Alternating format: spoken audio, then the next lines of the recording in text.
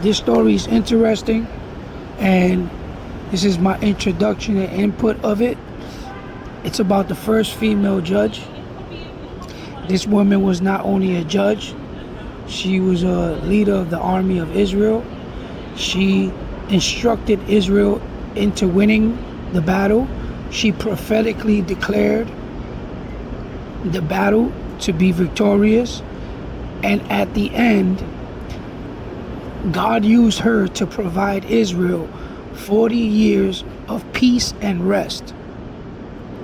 So what do you see there? That even though Eve failed, God still used women to bring forth victory. In the New Testament, we see that the first person that saw the Lord after his resurrection at the tomb, and he met her there as she went there to look for him, was Mary, the first woman to see the Lord. And then here in this story, we see that the first woman judge, God used her, Deborah, to give Israel 40 years of rest. Praise be to the Lord.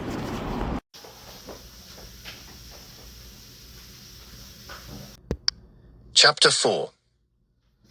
When Ehud was dead, the children of Israel again did evil in the sight of the Lord. So the Lord sold them into the hand of Jabin, king of Canaan, who reigned in Hazor.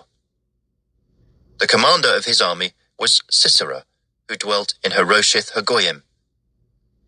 And the children of Israel cried out to the Lord, for Jabin had 900 chariots of iron, and for 20 years he had harshly oppressed the children of Israel. Now Deborah, a prophetess, the wife of Lapidoth, was judging Israel at that time. And she would sit under the palm tree of Deborah between Ramah and Bethel in the mountains of Ephraim. And the children of Israel came up to her for judgment. Then she sent and called for Barak, the son of Abinoam, from Kedesh in Naphtali, and said to him, Has not the Lord God of Israel commanded, Go and deploy troops at Mount Tabor? Take with you 10,000 men of the sons of Naphtali and of the sons of Zebulun. And against you I will deploy Sisera, the commander of Jabin's army, with his chariots and his multitude, at the river Kishon, and I will deliver him into your hand. And Barak said to her, If you will go with me, then I will go, but if you will not go with me, I will not go. So she said, I will surely go with you. Nevertheless, there will be no glory for you in the journey you are taking, for the Lord will sell Sisera into the hand of a woman. Then Deborah arose and went with Barak to Kedesh. And Barak called Zebulun and Naphtali to Kedesh. He went up with 10,000 men under his command, and Deborah went up with him. Now Heber the Kenite, of the children of Hobab the father-in-law of Moses, had separated himself from the Kenites, and pitched his tent near the terebinth tree at Zaanaim, which is beside Kedesh. And they reported to Sisera that Barak, the son of Abinoam, had gone up to Mount Tabor. So Sisera gathered together all his chariots, 900 chariots of iron, and all the people who were with him, from Harosheth Hagoyim to the river Kishon. Then Deborah said to Barak, Up, for this is the day in which the Lord has delivered Sisera into your hand. Has not the Lord gone out before you? So Barak went down from Mount Tabor with 10,000 men following him. And the Lord routed Sisera, and all his chariots and all his army, with the edge of the sword before Barak. And Sisera alighted from his chariot, and fled away on foot. But Barak pursued the chariots and the army as far as Harosheth Hagoyim, and all the army of Sisera fell by the edge of the sword. Not a man was left. However, Sisera had fled away on foot to the tent of Jael, the wife of Heber the Kenite. For there was peace between Jabin, king of Hazor, and the house of Heber the Kenite. And Jael went out to meet Sisera, and said to him, Turn aside, my lord. Turn aside to me. Do not fear. And when he had turned aside with her into the tent, she covered him with a blanket. Then he said to her, Please give me a little water to drink, for I am thirsty. So she opened a jug of milk, gave him a drink, and covered him. And he said to her, Stand at the door of the tent, and if any man comes and inquires of you and says, Is there any man here?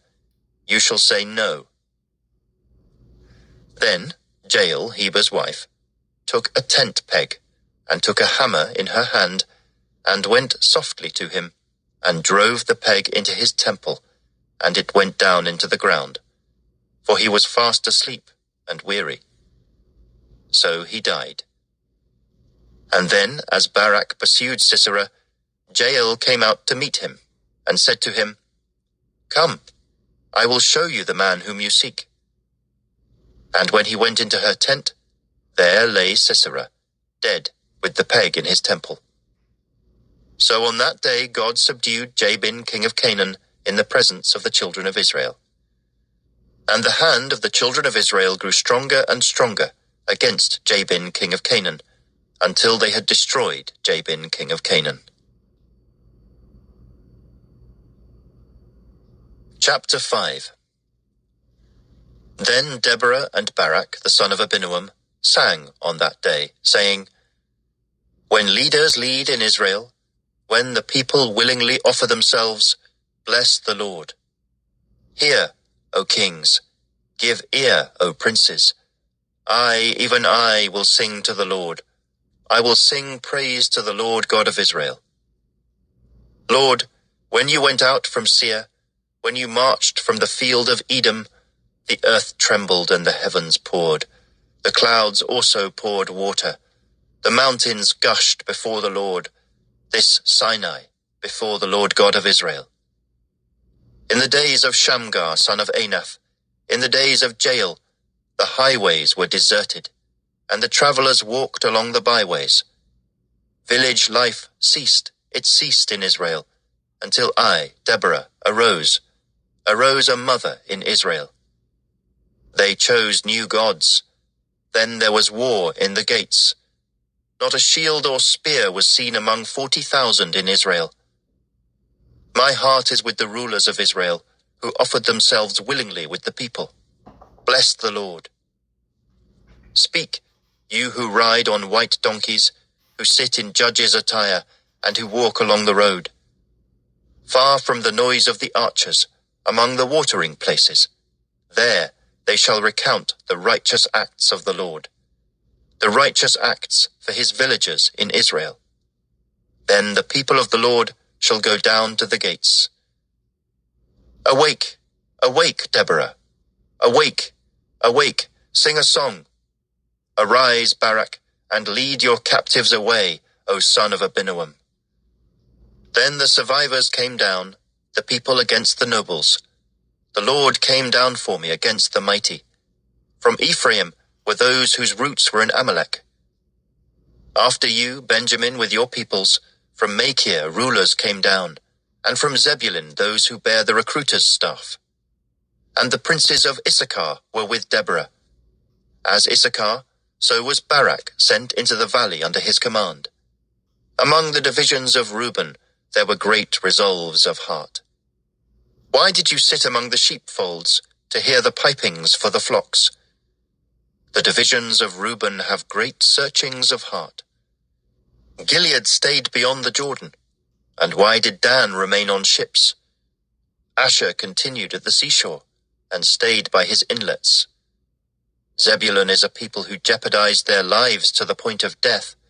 Naphtali also on the heights of the battlefield. The kings came and fought. Then the kings of Canaan fought in Taanach by the waters of Megiddo. They took no spoils of silver. They fought from the heavens. The stars from their courses fought against Sisera. The torrent of Kishon swept them away, that ancient torrent, the torrent of Kishon. O my soul, march on in strength. Then the horse's hooves pounded, the galloping of his steeds.